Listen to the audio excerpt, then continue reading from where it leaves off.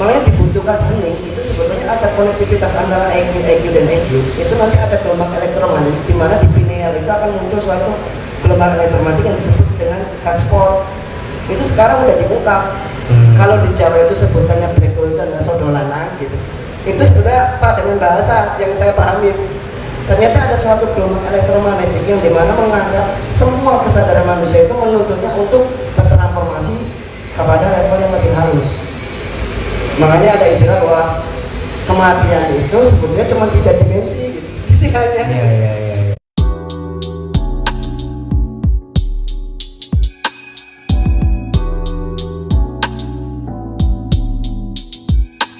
Gimana Pak Reno? Ini menarik Pak Reno menanggapi Mbak Siona sama Mas Sori. Saya setuju sekali dengan Mbak Siona.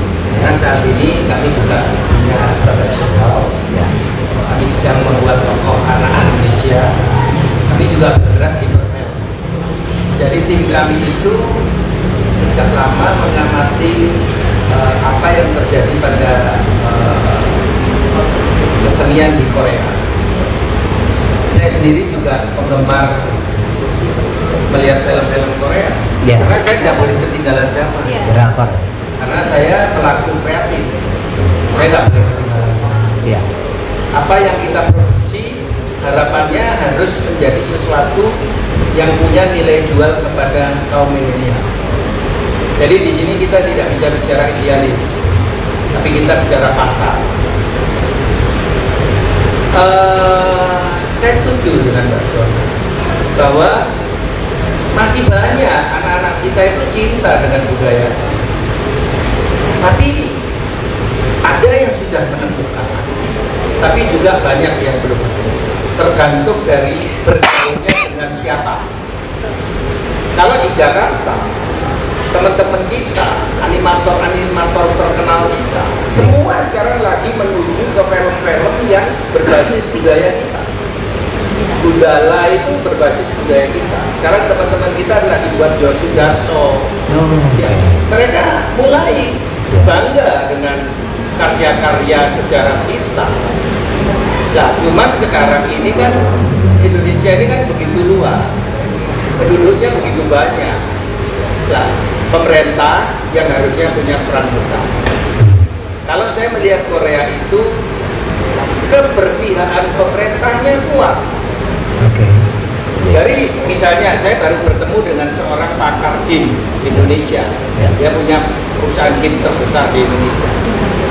Dia bilang sudah 10 tahun yang lalu Korea itu memberikan dana untuk eksplorasi game itu 10 triliun. Dan sekarang total penjualan game seluruh dunia itu 3.017 triliun yang hanya dinikmati oleh 3 negara, Korea, Cina, dan Amerika. Wah, itu luar biasa. Jadi Korea dan Cina itu bisa membuktikan diri. Mereka nggak kalah sama negara-negara Eropa, mereka nggak kalah dengan negara-negara luar. Sebentar lagi Amerika itu dibalap. Soal teknologi, Cina itu akan jauh dari Amerika. Tapi teknologi apa? Bukan teknologi senjata untuk perang, tapi ini teknologi dalam animasi, teknologi dari handphone. Cina yang menghadirkan bagaimana HP bisa punya resolusi tinggi dengan kamera yang dulu kita harus beri mungkin puluhan juta. Sekarang cukup cuma beli Xiaomi, kameranya sudah seperti kita kalau dulu beli kamera mungkin bisa 25 juta. Nah, teknologi-teknologi ini yang sementara ini sedang dibangun oleh negara-negara Asia. Dan kalau kita lihat game-game yang ada di Korea, film-film di Korea, yang Korea itu saya bisa lihat ini kalau kita bicara pasar. Jadi ketika mereka itu meluncurkan industri musik, basic persaingan mereka ada di Amerika. Mereka harus berpenampilan bagus, mesti cantik, mesti operasi, ganteng-ganteng, stil-stil, dan mereka tidak mengusung budaya. Gaya mereka ya American style, cuma Asia. Tapi ketika mereka menampilkan industri film, seperti Mbak Susiona. Mereka mengangkat cerita-cerita sejarah Korea. Jadi mereka membuat sebuah keseimbangan. Betul, sebuah keseimbangan. Ini penting. Oleh karena itu saya akan bilang, kalau kita bicaranya terlalu budaya, kemudian menyalahkan generasi muda, nggak fair. Ya. Generasi muda kita harus bisa memberikan solusi, tidak tertinggal dengan perkembangan zaman, tapi juga kita dorong untuk mereka cinta dengan budaya. Bagaimana mereka bisa timbul rasa cinta? Yaitu peran daripada kita yang memang harus belajar untuk mengerti hati dan perasaan mereka. Contoh misalnya batik, anak muda nggak malu kok pakai batik. Karena apa? Batik bermetaforsa menjadi fashion yang tidak kuno, yang nggak terus sewean, jaringan. Batik dibuat model-model yang bagus, model-model yang mengikuti fashion trend dunia, tapi menggunakan batik. Sebagai penutup, salah satu pemenang kita di Paris Fashion Week adalah Aaron Sidoarjo yang mengangkat motif-motif di tamengnya Papua. Oke. Dan itu menang dia, mengalahkan seluruh dunia.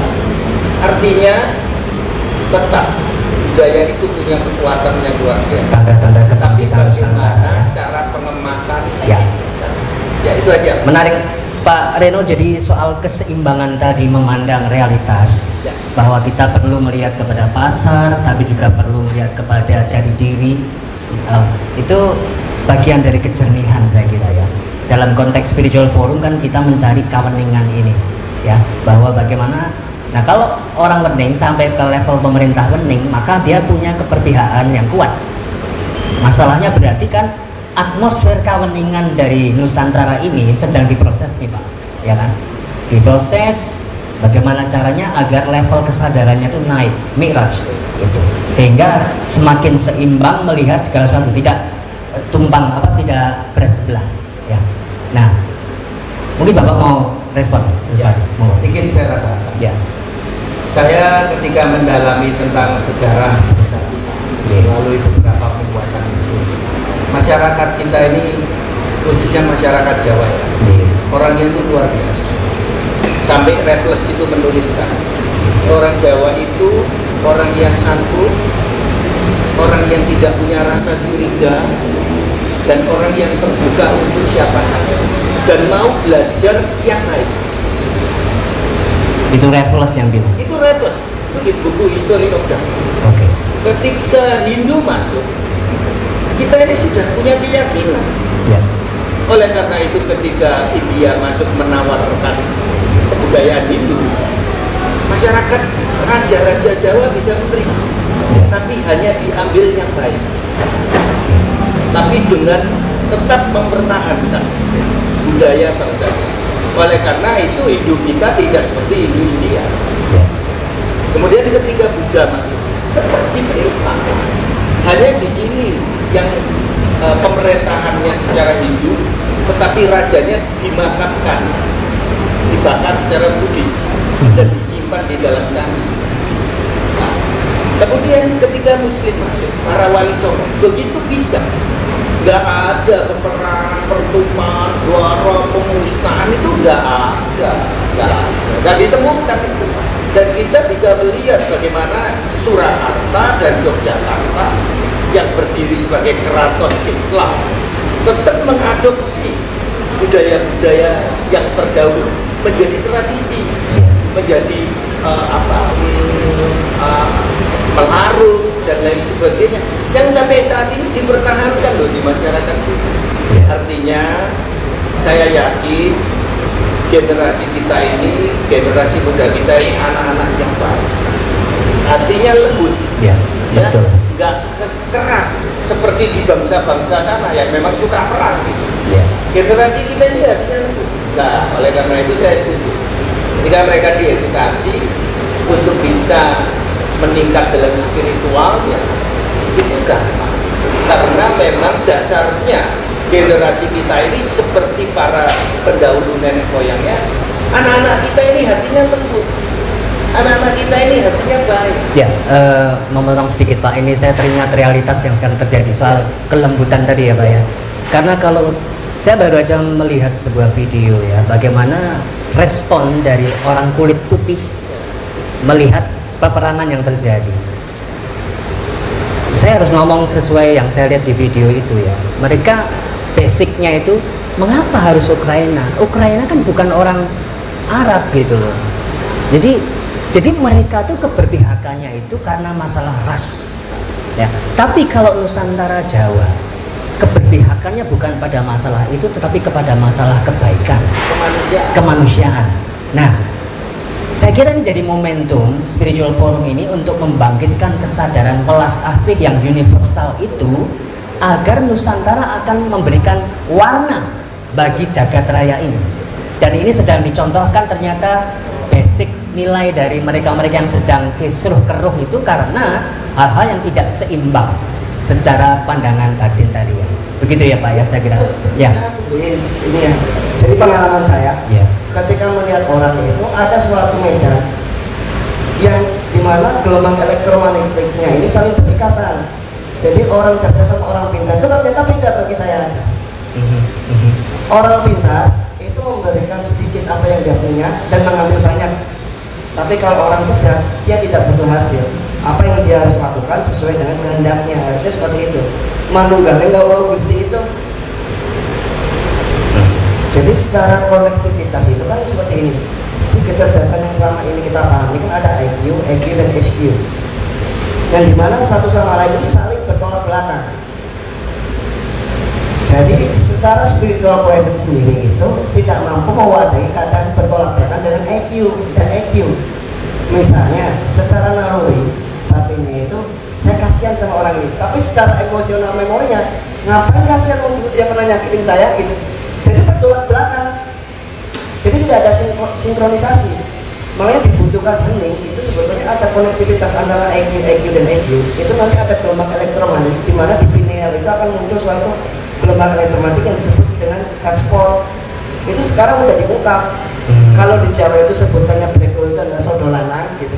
Itu sebenarnya dengan bahasa yang saya pahami. Ternyata ada suatu gelombang elektromagnetik yang dimana mengangkat semua kesadaran manusia itu menuntutnya untuk bertransformasi kepada level yang lebih halus. Makanya ada istilah bahwa kematian itu sebetulnya cuma beda dimensi gitu. Istilahnya. Iya. Jadi sebetulnya tidak ada plot apapun. Jadi bagaimana kita mentransformasi ini gitu. Jadi kesadaran itu misalnya seseorang yang sering bermeditasi secara fisik mungkin dia terlihat mudah, tapi secara kesadaran dia udah melampaui kesadaran beribu-ribu tahun. Ya. Karena di level fisik ke eterik aja itu 1 jam di 1 detik di sini itu 1 jam di sana.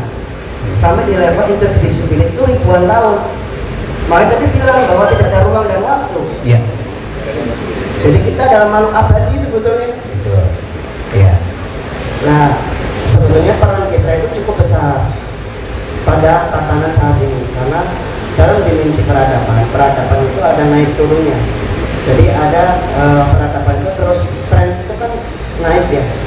Setelah dia naik dia pasti turun. Nah, peradaban pun sama.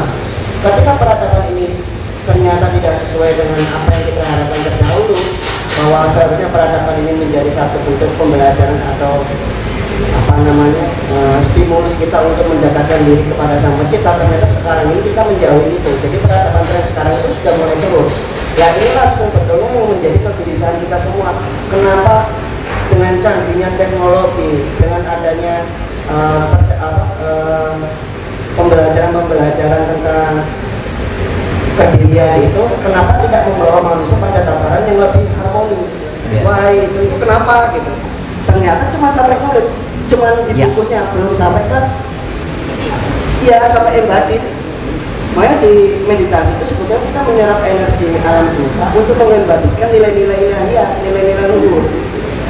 Nah itu kalau kita gunakan pikiran nggak akan mungkin mampu karena pikiran itu terbatas. Pola pikir yang paling rendah itu adalah logika. Baru dia akan berpikir simbolik, holistik, baru kosmik. Jadi holistik itu berpikirnya kayak dulu kita itu bahwa satu orang itu sangat mempengaruhi satu sekeliling yang lain. Karena pada pengalaman spiritual itu seperti itu. Loh, kok saya kok jadi diri dia gitu, di posisi saat yang bersamaan. Nah itu kalau misalnya kita cuma nulis saja ya cuma dibungkus, tapi kalau itu sudah mengendap sebagai pengalaman pribadi, kalau ada saya dalam diri Anda, kita ada satu bagian yang utuh, tidak ada pemberi, tidak ada yang menerima. Nah itulah unsur keikhlasan dan kepasrahan itu pasti ada di situ, karena pengalaman langsung itu. Tidak mungkin saya menyakiti orang lain, toh kalau orang lain itu adalah bagian dari diri saya. Nah pengalaman spiritual itu sampai ke situ gitu. Kita tidak ada pop materi apapun. Kita adalah satu kesinambungan yang utuh saling mempengaruhi. Jadi poinnya adalah ketika harmoni itu muncul, maka disitulah sebetulnya kedamaian, ketentraman itu akan terwujud. Ya kita punya potensi besar di situ karena apa? Penderitaan bangsa ini itu cukup kolektif untuk membangkitkan kesadaran. Jadi orang itu bisa sadar itu ketika tubuhnya atau psikologis ini tertekan itu lewat pengalaman hidup. Jadi pengalaman hidup itu bukan ujian yang kita anggap sebagai apa namanya istilahnya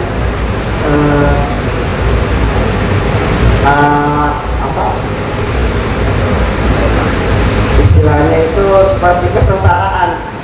Ujian hidup itu stimulus untuk kita lebih baik.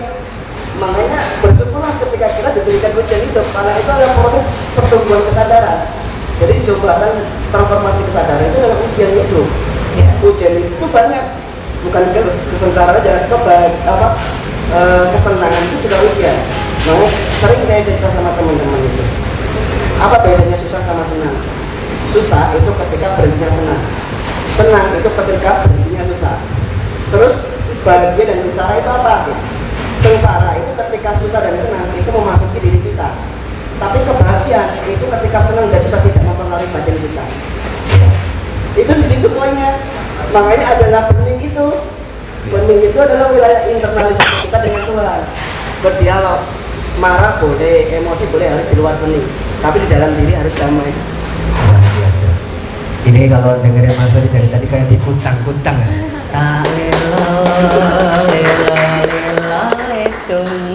Rasanya itu hati ayem banget gitu ya menyaksikan ini. Dan aku adalah engkau dalam rupa yang berbeda. Ya, itu Syekh Rumi mengatakan begitu. Jadi kita adalah satu jiwa semua.